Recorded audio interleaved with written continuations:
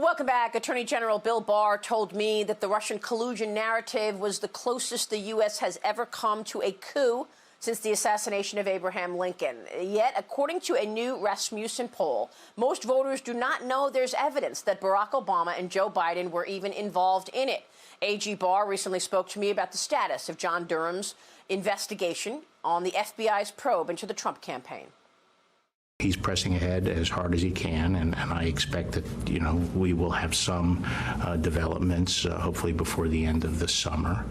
But as I've said, his investigation will continue. It's not going to stop because of the election. What happens after the election may depend on who wins the election. Congressman Jim Jordan is the ranking Republican on the House Judiciary Committee. Congressman, it's always a pleasure to see you. Thank you so much for joining us. Where are we on the John Durham investigation, sir? What do you know? Well, we know what Bill Barr has told us. Now, the Attorney General will be in front of the Judiciary Committee in 2 weeks. I'm sure he'll get asked about this and a number of other issues.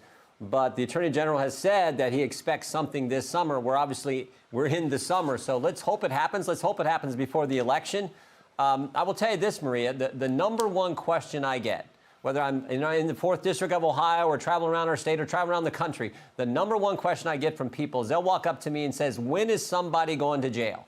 And the reason they say that is because they're sick of the double standard. This idea that there's one set of rules for the politically connected in D.C.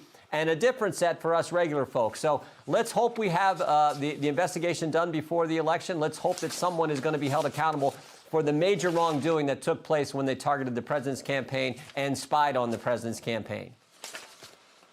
Well, it's pretty extraordinary. And, we know that there was already criminality done, whether it's leaking confidential information or changing a document of evidence, which is one of the FBI agents already did that. They changed a document. Yep. Or maybe it was entrapment, lying to investigators. So how come we haven't seen any charges yet? I mean, there are, 14 referrals of criminal charges already from you and your colleagues? Yeah, I mean, who knows? But here's how bad it was. Michael Flynn, 38 different people, 49 different times unmasked Michael Flynn's name between Election Day 2016 and Inauguration Day in January 2017. So in that short 2-month time period, 49 separate times they were unmasking his name, even though they already knew, all these people already knew that there was no basis for the investigation to begin with. And how do we know that they knew there was no basis, there was no proper predicate?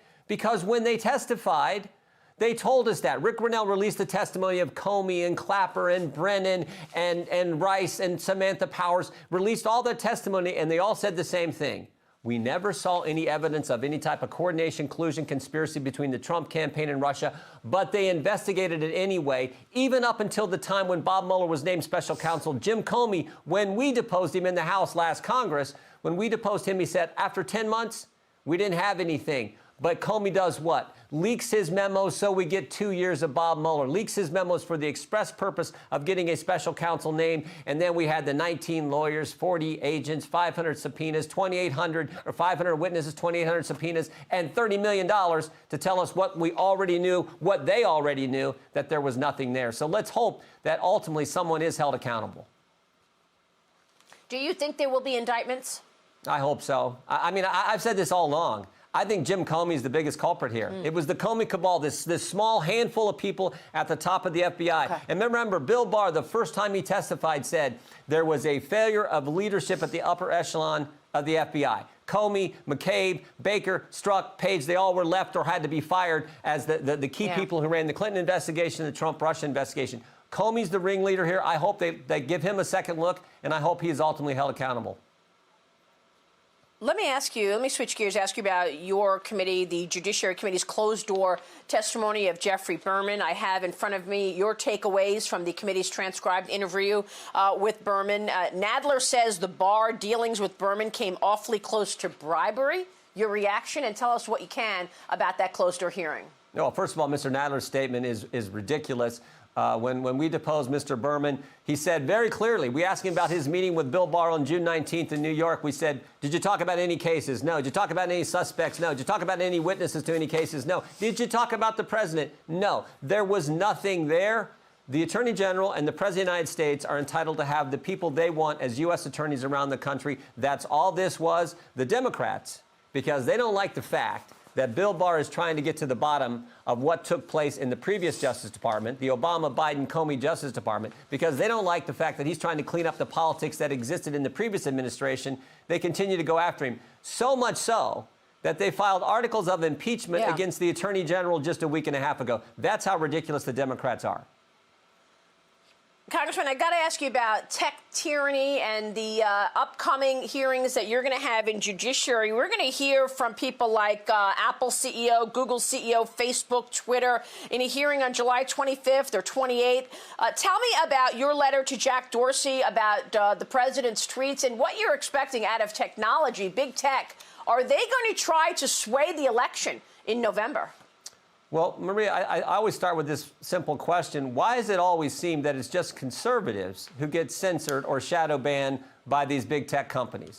Why was it 2 years ago that there are 435 members of the House, there are 100 members of the Senate, 535, but only 4 were shadow banned? Gates, Meadows, Nunes, Jordan. Interesting 4. I always say, you know, when we sent a letter to Jack Dorsey, we said, when we brought this to his attention, he indicated that, oh, it was just a glitch in our algorithm.